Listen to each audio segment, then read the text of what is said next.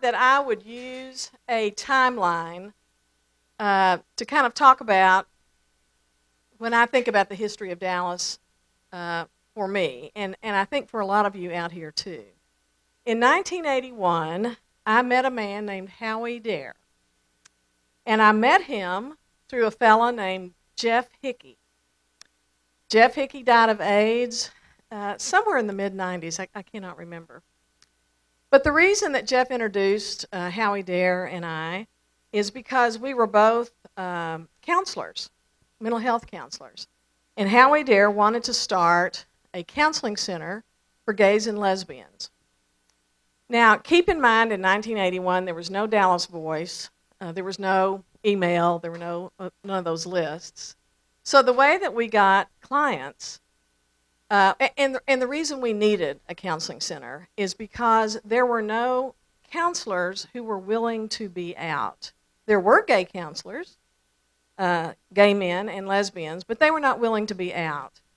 And so Howie thought, and I agreed, that we needed that because we needed to spread the message that it is okay to be gay. There's nothing wrong with being gay. And that's a message that people needed to hear then, and I think it's still a good message today. So what Howie and I would do is we would go to the bars.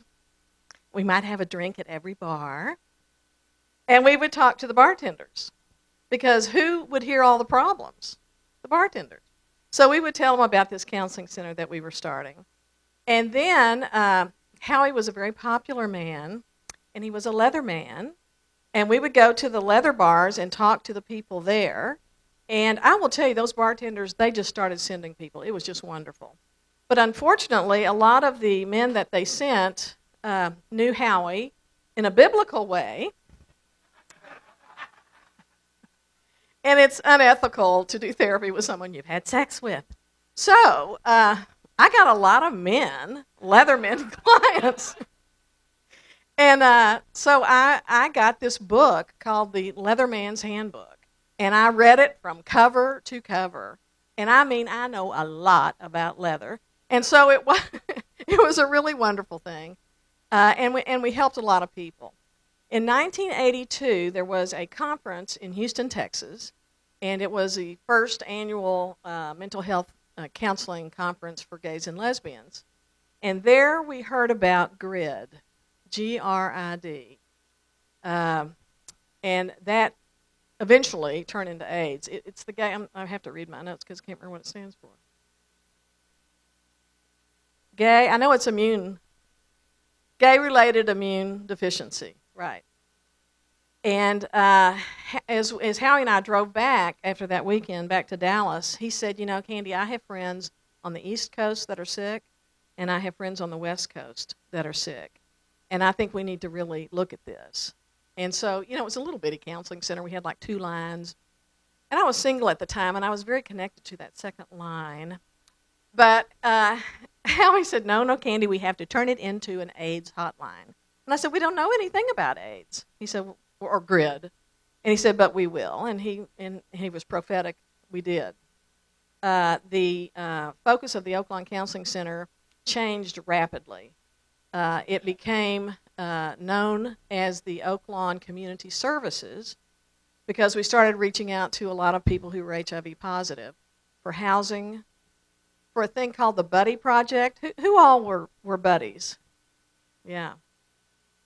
These people, and mainly men, were very, very sick. They didn't have any insurance. They weren't out to their parents. They were in need of people to help them, and buddies would help them, and that came through the Oaklawn Community Services. It'll always be Oaklawn Counseling Center to me, but Oaklawn Community Services. Eventually, well, in '83, Howie and I had already been in private practice, and Howie joined me in private practice. We weren't together in that practice for a year when he started to have symptoms of HIV. And he eventually died. He got, what is that called? CMV, where he lost his sight. His mother had to come up and take care of him. Now, fortunately, he did have some insurance, but it was still a very, very difficult death. Back then, it was very, very difficult. And what I was finding at the beginning of my practice is that gays and lesbians would come in to see me, and they would bring their parents, and they wanted to come out to their parents. It was really powerful and really very wonderful. And when you come out to your parents in front of a professional counselor, you know, your parents act better. So, so, so it was very smart that they would do that. But as the AIDS crisis continued and built, what I found is that these wonderful, beautiful men would bring their parents in and come out to their parents and tell them they were dying at the same time. Very, very sad, very powerful. And I spent a lot of those years in the 80s giving care, mental health care to my clients who were sick, losing friends, and losing business partners. It was a very, very difficult time. And I'm glad that's over. But for me, I will always remember that. Even though I've never been in the military, it felt like a war to me, losing all those people.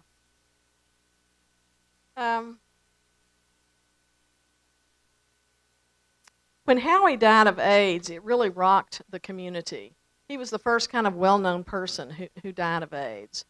And when that happened, and I'm not saying it's because that he died, but I think it became obvious to people that this was a real problem. And what happened through the Oaklawn Community Services and through other organizations that came to be because of HIV. Now, the Oaklawn Community Counseling Center did not come because of AIDS, but it morphed because of AIDS into the community services. But people would come and serve on our board who had never really served on boards before. And this was a board that was gay and lesbian. So it was a real training ground for leadership for people. And gays and lesbians started working together. And that was a very positive thing. The men needed the women's help, without a doubt. And the women came up to the plate. And that was a wonderful thing. What happened toward the end is that a lot of our leadership died. Just a tremendous amount of our leadership died. And Leadership Lambda came to be. And I don't really want to talk too much about it because I think Carl Parker should talk about this since he started it.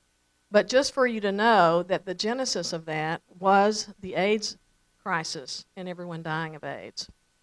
So what I can say about that is that when the cocktail finally came out in the mid-90s, 96 I think, things slowed down. People, though they were still seroconverting to HIV, it was no longer a death sentence. People had hope that they would be able to live through this, and they have, thank God. And men and women, as I said, learned to work together. And so I think Dallas, as maybe other cities, but I'm familiar with Dallas, has a wonderful sense of community. And it came about from a horrible disease. But that's what we learned from that. Thank you.